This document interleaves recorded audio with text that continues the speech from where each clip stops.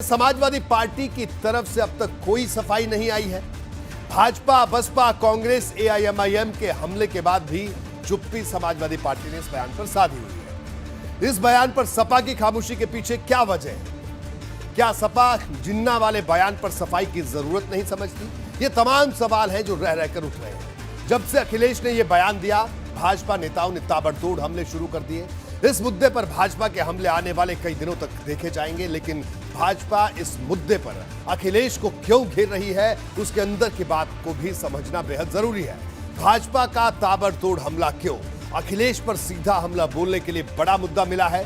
तुष्टीकरण के आरोपों से इस बयान का नाता जोड़ा जा रहा है। अखिलेश की छवि पर सवाल खड़े करने का मौका भारतीय जनता पार्टी को मिला है और ध्रुवीकरण कार्ड के रूप में इस्तेमाल की कोशिश की जा रही है। इस मुद्दे को पूरे देश में भुनाने की तैयारी भारतीय जनता पार्टी कर रही है। तो राजेंद्र अग्रवाल साहब हमारे साथ जुड़े हुए हैं। भारतीय जनता पार्टी के वरिष्ठ नेता हैं, मेरठ से सांसद भी हैं। राजेंद्र अग्रवाल साहब, क्या कहना आपका? अखिलेश यादव ने जो बयान दिया, इस बयान की आपकी पूरी पार्टी निंदा कर रही है, लेकिन कई तरह की चर्चाएं, कई लोगों का यह भी कहना है कि हो सकता है जुबान से ऐसे ही निकल गया, लेकिन आप किस तरह से देखते हैं इस बयान को?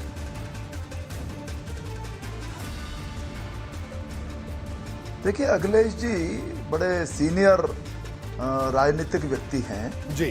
प्रदेश के मुख्यमंत्री रहे हैं और प्रदेश के बड़े नेता के सुपुत्र हैं। वो पढ़े लिखे हैं, सांसद हैं, इसलिए ये तो मैं नहीं मान सकता कि ये उनकी जबान फिसल गई है। उन्होंने निश्चित रूप से एक हिसाब लगा करके वक्तव्य दिया है और इससे मुझे जो लगता है कि मैं दो निष्कर्ष निकालना चाहता हूँ जो निकल रहे हैं जी। पहला तो ये कि समाजवादी पार्टी किसी भी प्रकार से अपना जो वोट बैंक का जो हिसाब है, जो उसका मुस्लिम तुष्टीकरण का जो हिसाब है, जिसमें वो और भी चीज़ें जोड़ करके कुछ कोशिश करती है, एक तो उससे बिल्कुल भी हटे नहीं, भले उससे कितना भी नुकसान प्रदेश को हो जाए, क्योंकि इसी नीति के कारण से प्रदेश की जो कानून व्यवस्था थी वो बिल्कुल खराब हो गई थी। यदि किसी वर्ग विशेष का व्यक्ति अपराध करता था तो उसके खिलाफ रिपोर्ट भी नहीं होती थी, पक्षपात प्रशासन के द्वारा किया जाता था। एक तो यह निष्कर्ष निकलता है कि उससे कुछ भी सीखने को तैयार नहीं है, वो अपने उसी रास्ते पर जाना चाहते हैं। और भारतीय जनता पार्टी की जहां तक बात है, भारतीय जनता पार्टी तो विकास के मुद्दे पर ही चुनाव लड़ेगी। हाँ, ये इस प्रकार के विषय भी ध्यान में जरूर आएंगे कि ऐसा विचार रखने वाली पार्टी निश्चित रूप से पुनः प्रदेश को दंगे की स्थिति में ले जाएगी, तुष्टीकरण की स्थिति में ले जाएगी, कानून व्यवस्था समाप्त होगी। दूसरा जो निष्कर्ष मैं समझता हूं जो निकलता है कि अखिलेश जी बहुत अधिक डेस्परेट है, वो बहुत अधिक परेशान है। उनको लगता है कि कोई इस प्रकार की कुछ बातें की जाए, उनको कुछ सफलता मिल जाए, क्योंकि सफलता मिलने की उम्मीद उनको भी लगता है कि बिल्कुल नहीं है। उनको अपनी पुरानी टैली को रिपीट करना भी मुश्किल दिखाई देता है। कोई उनका जन समर्थन नहीं है, उनकी कोई साख नहीं बची है उत्तर प्रदेश के अंदर। जब वो मुख्यमंत्री थे, जिस प्रकार से उन्होंने काम किया वो सबको याद है, और मुख्यमंत्री न रहने के बाद भी जो बीच का जो काम है, अभी कोरोना के समय का वक्त बीता है, यानी वो इतने लोगों के साथ ही नहीं रहे, तो इतने वो डेस्परेट है कि किस प्रकार से मैं अपनी जमीन को वापस लूं, और उसे डेस्परेशन में से उन्होंने जिन्ना जैसे व्यक्ति का समर्थन कर दिया है, उनको उन्होंने पटेल साहब के साथ कर दिया। और ये बात जैसा रिपोर्ट के अंदर भी बात है, ये बड़ी दुर्भाग्यपूर्ण बात है कि सरदार पटेल के जन्मदिन के ऊपर जिन्होंने इस देश को, पूरे देश को एक किया, यानी आज पूरा देश उनका हर प्रकार से ऋणी है। और देखा जाए तो कश्मीर का विषय भी यदि सरदार साहब के जिम्मे होता तो शायद वो समस्या न होती।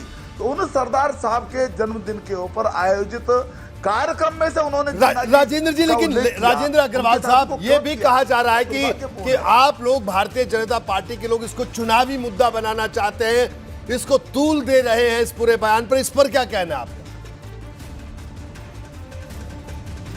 नहीं, देखिए, मैंने जैसे कहा कि हम तो अपने जो हमने काम किए हैं, 5 साल लगभग होने वाले हैं, किस प्रकार से उत्तर प्रदेश का चित्र बदला है, हमारा तो वही रहेगा। हमने केंद्र सरकार हमारी, प्रदेश की सरकार हमारी, उसने जो विकास का एक एजेंडा किया है, सबका साथ, सबका विकास, सबको साथ लेकर के चलने की कोशिश, किसी प्रत्येक क्षेत्र के अंदर उन्नति, 42 ऐसे इंडिकेटर जिसके अंदर उत्तर प्रदेश पहला है, हमारा मुख्य वही रहेगा। लेकिन लोगों को समझाने के लिए, लोगों के ध्यान में लाने के लिए यदि कोई इस प्रकार की बात करता है तो लोग अपने आप ही उस पर ठीक है, करेंगे। जैसा मैंने कहा, इसी प्रकार के मुस्लिम तुष्टीकरण के कारण से देश का विकास अवरुद्ध हुआ प्रदेश का। यानी और आप प्रदेश इस की बयान को जो सीधे तौर कानून पर व्यवस्था, वो भी खराब है। मुस्लिम लोगों के ध्यान में तुष्टीकरण आएगा। की राजनीति से करार दे रहे हैं राजेंद्र अग्रवाल साहब।